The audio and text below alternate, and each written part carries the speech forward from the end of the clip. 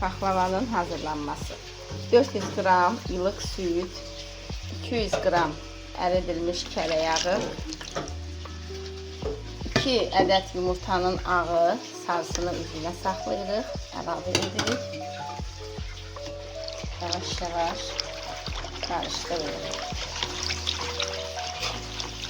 Xəmirinə biraz sarı süd əlavə edirik və bir çimdik duz. 1 çay qaşığından biraz az droş mayalandırırıq. Bir çimdik pesoxla ilıq su ilə əlavə edirik qarışımımıza və aldığı qədər un əlavə edib xəmir yoğururuq. Bir miqdar əlavə edin, onu birdən qatmayın. Hissəsi əlavə edin.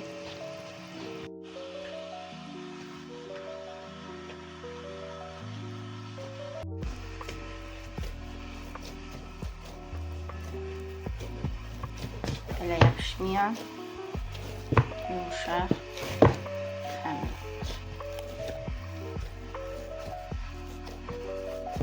Xəmirimiz 40 dəqiqə acıyır. 40 dəqiqədən sonra 9-10 hissələrə ayrılıb paxlavanın hazırlanmağına başlayacaq.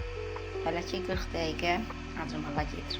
Xəmirimiz acıyana qədər biz şərbətimizi hazırlayırıq. Stəkan yarım şəkər tozuna 1 stəkan su əlavə edib, yarım dilimdə limon şərbət kəsilməsin deyə şərbət həll olunana yaxın əlavə edəcəyik.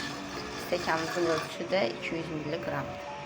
Şərbətimizi qaynamağa qoyuruq.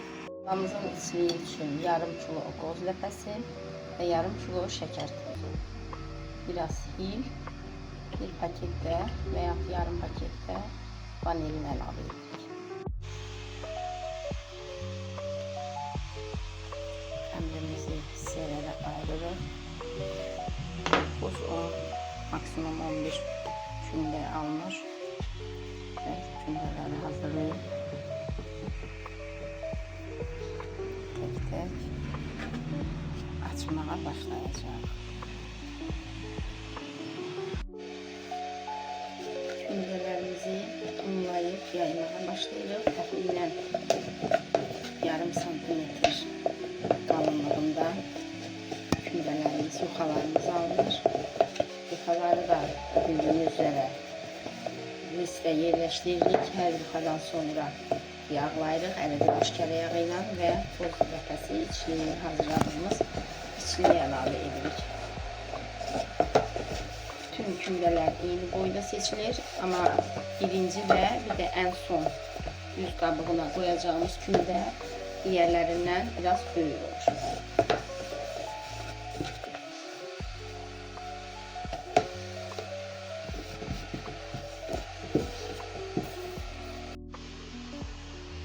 Əridilmiş kərə yağını gəzdiririk.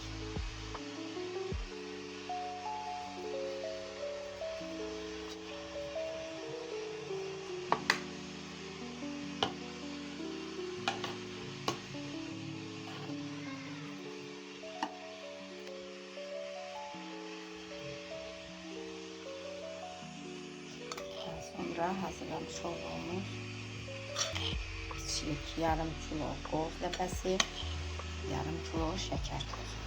Dadlandırmaq üçün hil, zövqə görə vanil, darçın, kim necə xoşlayırsa əlavə edə bilər içliyə. İngilislərimizi yağladıq, içliklə doldurduq arasını və paxlavamızı kəsməyə başlayırıq.